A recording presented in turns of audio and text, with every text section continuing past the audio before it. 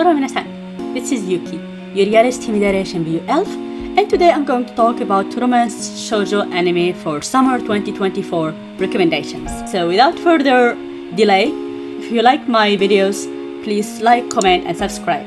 And let's start. The first one I have been looking forward to for a really long time as a huge language is fun is Alya hides her feelings in Russian.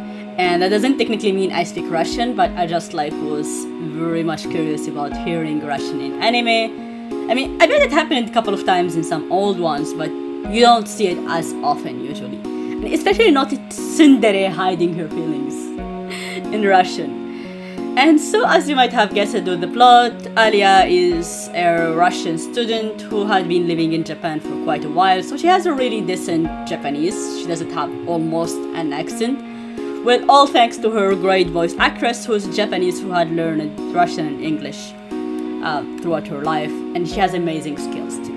And so she's sort of the type she's a himidere, she's a tsundere, what they also call her roshadare. I discovered this word really recently. And she basically really belittle and really curse at the protagonist whenever she can. Well, honestly, he has a very good reason, because Kuze-kun most of the time he's lazy, he looks lazy, he is sleeping in the class, he's not participating, and he doesn't want to put in the minimum effort at some points, and he's just an outspoken weeb who almost stays every night until 2 a.m. discussing his favorite animes with his friends. Almost same as me when I can. So, yeah, but I have to highlight that what makes Kuze-kun different from the guy in 2.5 Dimensional Seduction, who's also an outspoken weeb, is that he has a very good level of social skills. He has good communication skills, good social skills, really, I'd say, respected network, in the sense that he's not isolated, he can manage well with anyone, and he can be very convincing when he needs. So, Kuze-kun, when he was a child, he met a Russian girl, like shy Russian. And in order to play with her, he learned a bit of Russian, and so he really found memories of her. And when they got separated, he kept learning Russian and studying Russian in order one day when he meets her, then he managed to have really full-fledged conversations with her. So he himself had a really good level of Russian, but he didn't tell people around him about it, he just kept it to himself. And so when our tsundere heroine, Alya, sometimes says something totally tsundere poi, he's blushing or he's weirded out, but if I tell her now that I understand what she said, she's gonna go kill herself. She's gonna jump from the window or from the rooftop and never ever come back. Because it's like, imagine you're telling somebody you're trash, you're the worst, or I hate you, or just get away from my face, and the next moment you are saying a different language. Oh my god, he's so cute, I wish he would look at me again. Or I wish he would speak to me. Or why is he not paying attention to me? And you're saying a different language because you're assuming he wouldn't understand it. So, there is that kind of thing about it. And also, Alya herself, she's part of the council of students, but she wants to run for position of president next year. And she will need a vice president to help her. But apparently our protagonist, Kuze-kun, he has some trauma during his high school related to him participating in the council activities. We don't know exactly what happened back then, because it has not been revealed yet.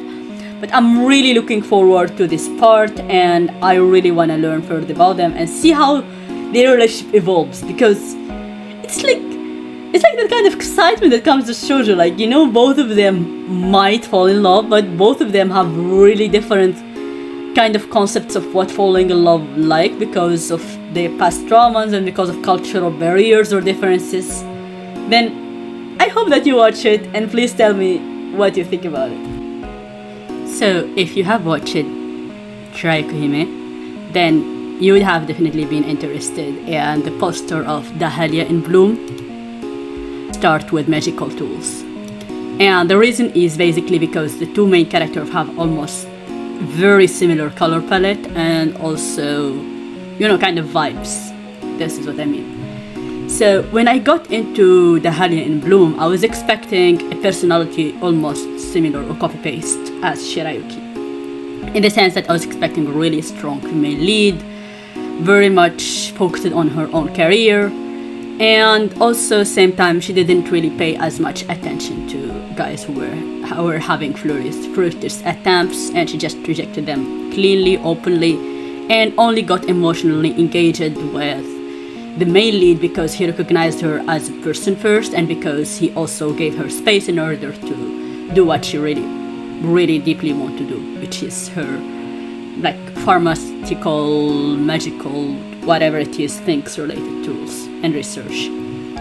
And I think in that one particular point, yes, Dahlia and Shirayuki are quite similar, but at the same time, Dahlia feels a bit more passive and a bit naive and ignorant about relationships and about men and about social norms regarding to that. For a very simple reason, because she has never fallen in love, she have never had like a full-time mother figure who would teach her about these kind of things, and not as much friends, girls around her who would kind of get her involved into this kind of things. Like, they spoke about their own experiences, they spoke about their dates and their crushes and whatever, but they never really like walked her through the path of falling in love, because they didn't want to force things on her or put on social pressure on her. So this is the thing. I mean, I really love the process of Dahlia. Although she was a Sekai, she didn't necessarily remember her past life. At the same time, I feel like she has some knowledge coming from modern world into her creation and into her inventions, which is really interesting. And the other point is that her relationship status is kind of interesting, because you don't see the main lead since the first episode. You see another guy, and then you discover the main lead a few episodes later. And for me, in the recent episode 5, Dahlia and the Bloom, it's the full worldwide definition of smooth. Like, I have never ever thought that a male lead can be so smooth in one episode. That was every single conversation and moving point was so I really highly recommend it in that sense. It's a bit slow paced. The heroine is not as much assertive as you might want her to be in the beginning. But honestly, I love so much her outfit, like the green one and her like bright hair color and everything. And I'm looking forward to what's gonna happen next, because it gives me a lot of thoughts. I really was brought to tears about her relationship with her father. It's so fluffy, and I don't know, like, I really like it so much, that part. And then of course moving on to her coming up with more creations, then again that's more curiosity and more interest. It's a bit like Dr. Stone in that aspect. Like, you are not necessarily interested in the plot, where how it's gonna move and how it's gonna end, but more like what is the next creation and how they're gonna execute it. So that's what I'm gonna say about it. I hope that you watch it and let me know what you thought about it. The third anime I would like to introduce to you today in the category of shoujo anime for the summer 2024 is called The Magical Girl and the Evil Lenient Used to Be Archenemies. And this is one of those really rare, extremely short animation where you don't have a 20-minute episode, but you have more like 12 minutes something episode. Which might sound like really short, but honestly they are doing a very good job at putting together a full-fledged story in those 12 minutes. Like, because it's so sweet and so sugary, you might be feeling like, why not more? Why no longer episode? But even so, they're still really doing a really amazing job. And just to compare this, I mean, I think it gives off a bit the vibes of the Villain's Day Off, in the sense that the Archduke is sort of acting like really evil, and he's at the top of a hierarchy, and he has to kill or to kidnap this magical girl. But the magical girl turns to be so fluffy, and he falls in love with her at first sight. And then each time he's coming to capture or kill her or observe her, he realizes she's dehydrated, didn't eat enough, doing some 5, 6, 7 part-time jobs in order to make ends meet. She's being abused and overworked by an evil cat between parentheses. And it's just like, I cannot handle seeing this girl suffer or hungry, whatever. I need to do something for her. And he would be like in like swearing to himself that he's gonna make her live through hell and observe everything, and then he's ordering like 5-star cake, very rare edition, whatever. So I feel like their relationship is so wholesome, and seeing a Megane tall guy blushing each time he's speaking to this really cute small girl, it's just a blessing. It's just something so rare and so cute. Like, you are watching this because you wanna get a dose of glucose out of nowhere and feel satisfied, and then go back to sleep and feel like the world is so worth living until the next episode. So this is my thoughts about it. So please try it. When I told my friend about watching Pseudo Harem, which was released in this season, she was like, I don't watch harem anime, so I'm not gonna get into it with you. And I was trying to explain to her, like, this is not a typical harem anime. I'm not even a typical harem anime fan. Sometimes I do like it. Sometimes it's a rom-com. Like, mostly comedy part of it is really strong, like with Kanojo mo Kanojo, or the 100 girlfriends who really, really, really, really like you, or like the 20 plate 20 something. Those are really funny harem shows, which the comedy is the one that is the main focus most of the time. And of course, there are a bit of romances here and there. Then yes, I would watch it. And I think Pseudo Harem in particular is not a harem anime. It's actually a shoujo comedy.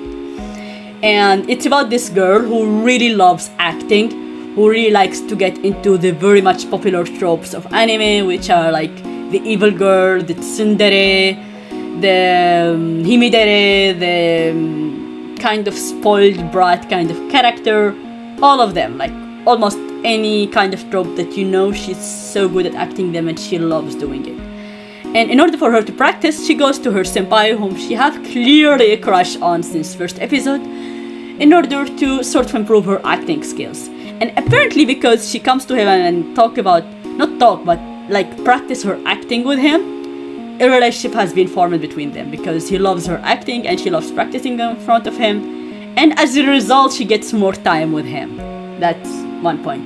He looks like a totally tired, typical beta guy, but again, he's voiced by Nobuhiko Okamoto, my favorite voice actor of all the times. Not an angry blonde, strangely speaking, but I'm enjoying it, you know. As long as I'm hearing Nobuhiko Okamoto, I'm enjoying it. So they have really fluffy, nice interactions, and me and my friend, after rewatching the episode together, we came to the conclusion, like, why can we not meet a guy like that? Like, not necessarily in terms of look, but personality. Like, you want to joke about anime and you want to roleplay anime characters without necessarily getting hang on, are we in a relationship or are we not in a relationship, and what comes after, and the marriage and all that shit.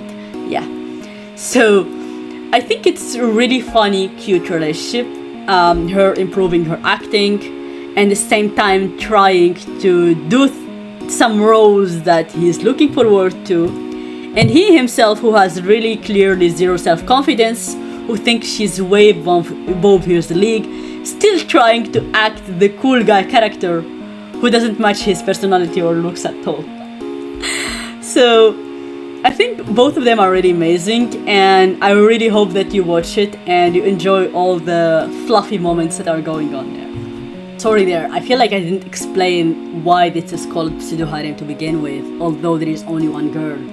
And the reality of it is that because she's acting like these 3, 4, 5 different personalities, it's almost like he's dating 3, 4, 5 different girls, or he's interacting with 3, 4, 5 girls interested in him, when the reality is just one person who's really good at acting different kinds of personalities and behaviors, which makes it like he's just chose one person, but he gets the favor of gaining like 4 different girlfriends or 5 different girlfriends. It's a bit hard to explain this way, but if you watch the show, you'll get what I mean. Yeah, now we come to talk about my favorite show of this season ever. And so this show is actually called Senpai is an Otokonoko. And I remember my first manga ever where I read about an Otokonoko character who was actually bulky big man who was into cute things and who liked to make cute bentos and stuff like that. And I don't remember really the name of the manga from I don't know how many years ago, but I remember I really loved that, and I thought it's like fresh breath compared to all the typical shoujo heroes in 2010 thing. So the thing is that you might have already noticed it from all of my past videos about gender bender manga and gender bender manhwa and things like that, and I'm probably holding back from making new videos about gender bender mangas that I read in the past years, additional titles. But I really have this thing where I don't really believe much in gender roles. I was in this kind of, I remember I was in this kind of meeting related to work, and they were asking us about our perception of gender, and I just wanted to say, please let's abolish gender to begin with. Like, why do we have to be stuck into these dumb roles in order to make society happy or to make strangers happy? So this is my own position. I definitely think that guys liking cute stuff and wearing cute girly clothes is fully okay and nice or whatever, and I honestly appreciate that, although my taste is kind of more complex than that. Anyway, let's ignore this kind of small TED talk here and say how much I really love the idea of having senpai in the anime of my senpai is an Otokonoko, wearing girl clothes but himself being a boy, and then having this kind of like really difficult feelings around his own position and how his interest sprang from his childhood and his trauma with his mother and everything going on. And I think what really interested me beyond this point during this show, at first I got in because of the comedy and because of the romance, and because I had hopes that the female lead there would be able to take the heart of the senpai and sort of settle down in a happily after relationship. However, what you will realize, this anime can be anything. It can be shoujo, it can be yuri, it can be yaoi. It can just turn into any of these. Believe me, it's so baffling, the genres there. And there are some really shocking revelations that had happened in the recent 4th and 5th episode, which I was not expecting at all. But it's very well written story. Honestly, I was not expecting that. I was in for some funny moments because the girl is so hella weird and she's just screaming her love for her senpai all the time. And we have his best childhood friend who's always conflicted about his own feeling and cannot accept the fact that he has fallen for his childhood friend. And it might sound like I'm spoiling you through the whole thing, but believe me, these are things you will realize since episode 1. So if you go watch episode 1, you will know this.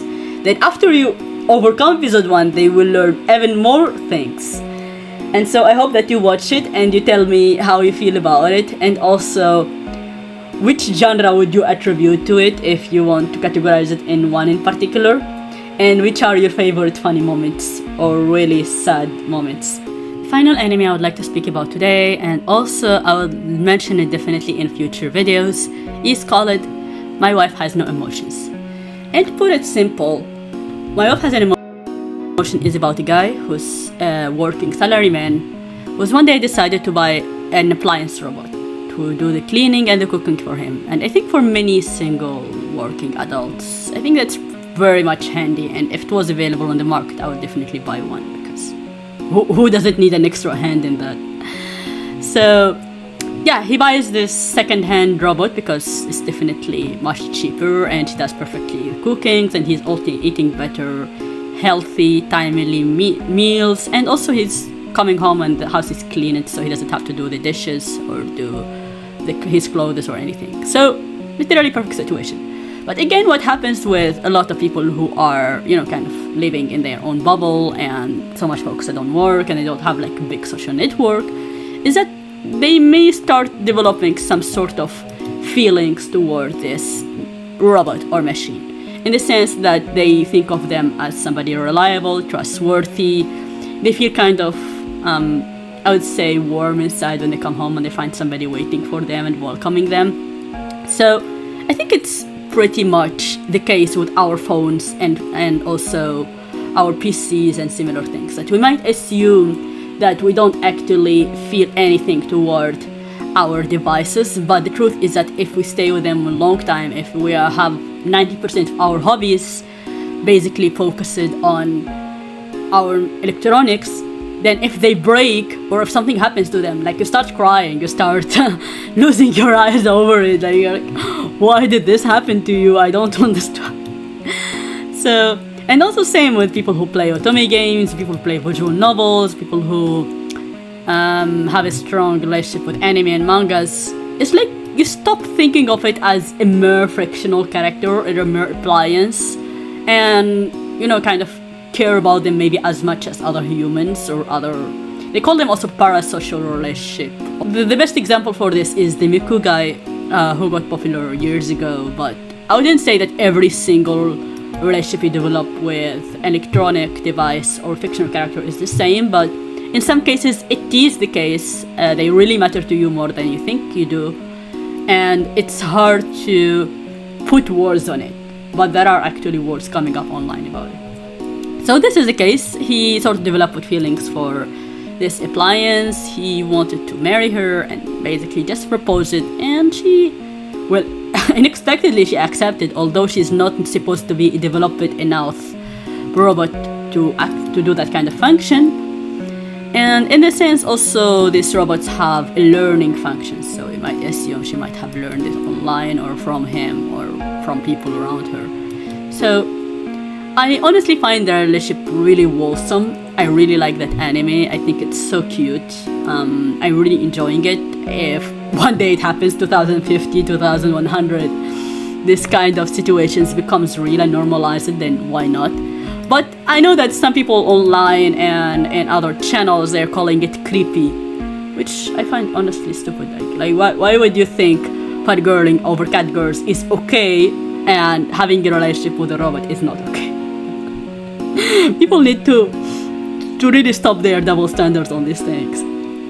So yeah, that's it. I hope that you watch my Love Has No Emotions. It has also a really cute opening, and I'm listening non-stop to the ending Wave because it's honestly so good, the lyrics, and it gives me some theories like, is this robot really a robot to begin with?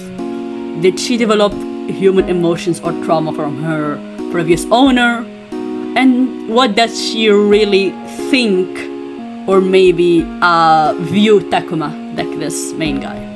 So I'll leave that up to you, and I hope that you watch it, and please let me know if you have any other thoughts or any other recommendations this season. And thank you, bye bye.